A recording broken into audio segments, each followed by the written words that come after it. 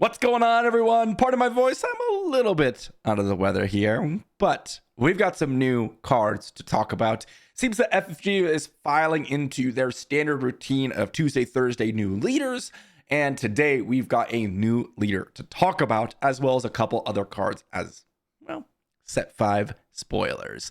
Hopefully you all enjoyed. Big thank you to my patrons, and let's talk about the new leader right off the bat in the brand new Obi-Wan Kenobi. I know for a fact that a lot of you are excited about this one. Obi-Wan is one of those characters where it just attracts such a massive fan base. One thing I will say, though, is the art on this one, I'm not 100% convinced by. I like seeing the Clone Wars armor from Obi-Wan. I think that's really awesome. You don't really get to see that in a lot of art from Obi-Wan. But regardless, we've got an interesting ability here. So we've got a command heroism leader. I think this definitely fits Obi-Wan.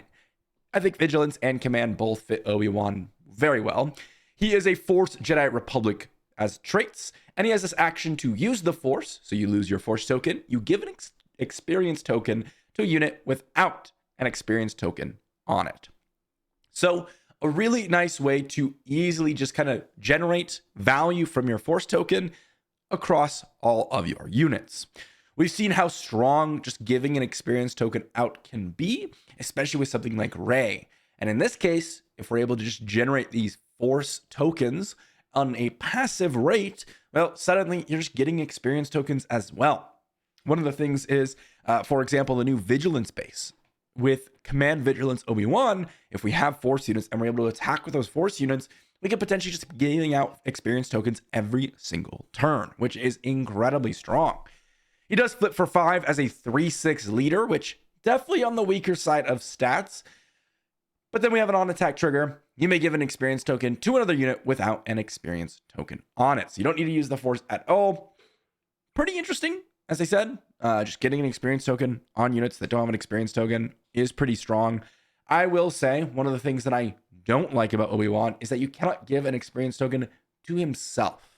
I think that's going to be a really critical component to this. Yes, he is a 3/6. I think you could have made him like a 2/6 similar to Rey, and then you could have on attack given him an experience token, bumping it out to a 3/7. Heck, you could have kept him at a 3/6 and then he attacks and turns into a 4/7. I don't think that would have been too crazy to ask, but definitely a 3/6 stat line is on the weaker side of things. Not super excited about that. At least the higher toughness is pretty nice. That's definitely better than 5 toughness because it's out of the takedown range. But the overall experience tokens being passed around, I think, is overall pretty strong. We haven't seen a whole lot of ways to generate the Force yet. This is something that obviously will be flushed out more when we get more set 5 cards. We have seen the new Vigilance base, as I mentioned, the one that allows you to attack with Force units and generate the Force that way. But unless we're going to get a bunch more ways to generate the Force, which I think is likely, Obi-Wan will definitely not be that strong unless we get that.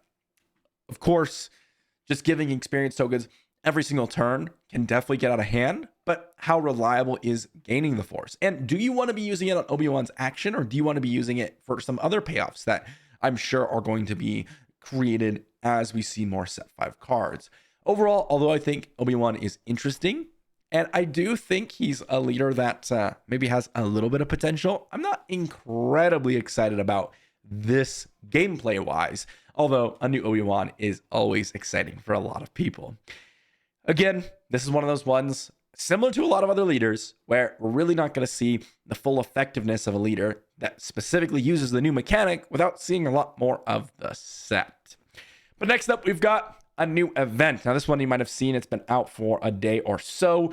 This is a 1-cost event in Cunning Villainy. It's look at the top card of your deck. You may use the Force. If you do, play that card. It costs 4 less. This is interesting. Very interesting. So it reminds me kind of the Yoda decks, where they're utilizing the You're My Only Hope plus the filtering of the top of the deck. But it's important to realize that You're My Only Hope, and now there are 2 of them, and even Triple Dark Raid, all of those cards essentially gave you a 2 resource discount. This one, a 3 resource discount. It is incredible. Absolutely incredible. If you're able to go ahead and utilize this, for example, Thrawn, Grand Admiral Thrawn, well, you can really do some disgusting things. Getting a 3 resource discount on a unit is dumb. And it doesn't even have to be a unit. It can be an event. It can be an upgrade. It could be whatever it's on the top of your deck. Because all you need to do is have the Force in order for you to play that card for 4 less. This is really, how can I build a deck that is able to manipulate the top card of my deck while also being able to generate Force for me?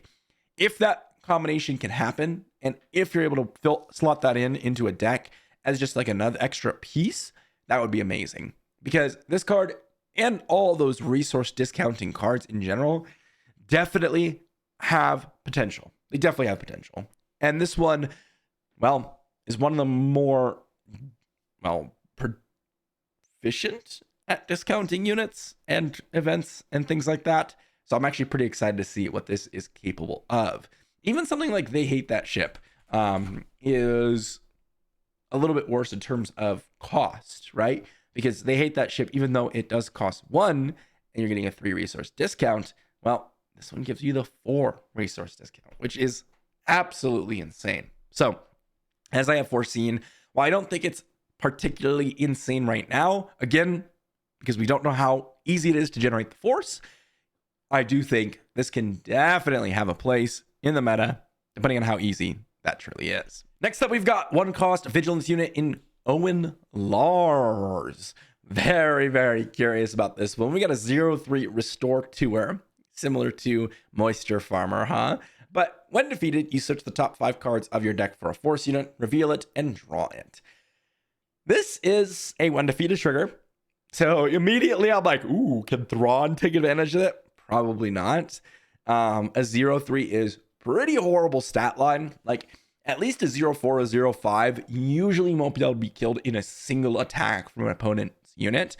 Owen just dies, just like straight up. And I guess that's okay, because if you think about it, if you build your deck correctly, you have a 1 cost ground unit that might gain you 3 life by having your opponent attack Owen over your base, and then you get a when defeated trigger.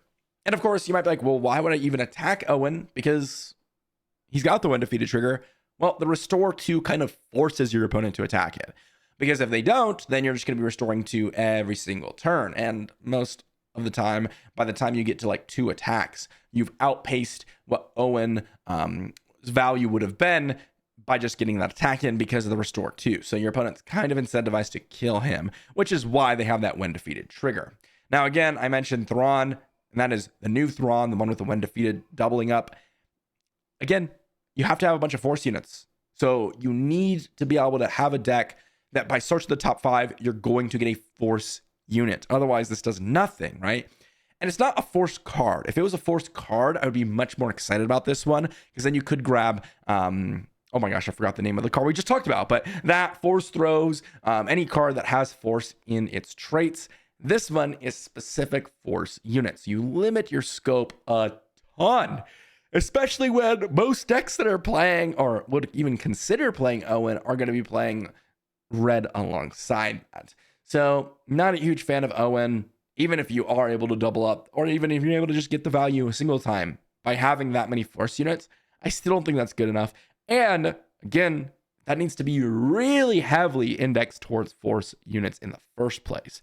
But this one isn't uncommon, so doesn't really surprise me all that much. But what do you all think about Obi-Wan? The new Obi-Wan that's going to pass around a bunch of experience tokens. What about As I Have Foreseen? There you go. There's the card name. Do you think this thing is going to be broken? I mean, we've talked about a lot of cards, and I mean, things like Triple Dark Ray, now there are 2 of them, You're My Only Hope, can lead to some of those broken things we've seen in a deck. But this one does require a little bit more setup than some of the other ones. Although, like, now there are 2 of them, does require you to play a unit that has a similar trait. Maybe this is less setup than that, and it is a bigger payoff. But I think this is more setup, because you do need to manipulate the top card of your deck, and you need the Force. And those 2 things combined makes it almost like a 3-card combo with As I Have Foreseen. Whereas, now there are 2 of them, is it's almost like a 3-card combo too, I suppose, because you do need a unit that's on the board, but usually like multiple units in your deck can fulfill that that requirement. So not quite. I don't know. We'll see. Maybe there's going to be a ton of cards that allow you to use the force or generate the force, and a ton of cards that manipulate the top card of the deck. So that as I have foreseen, it's going to be a lot easier to use. And then Owen, what about Owen? Do we think he's going to be playable at all? I don't think he's like horrible. I immediately thought of Ray to give some experience tokens to him, similar to Moisture Farmer. People are playing Moisture Farmer. And, Owen might be better than Moisture Farmer. I don't think so. That's just because I think the toughness is actually really important. And I don't think you're going to actually have a deck that's going to allow you to draw off the when defeated trigger all that often. But again, let me know what you think in the comment section down below. Thanks for watching. And once again, I apologize for my voice. And I'll see you all for the next one.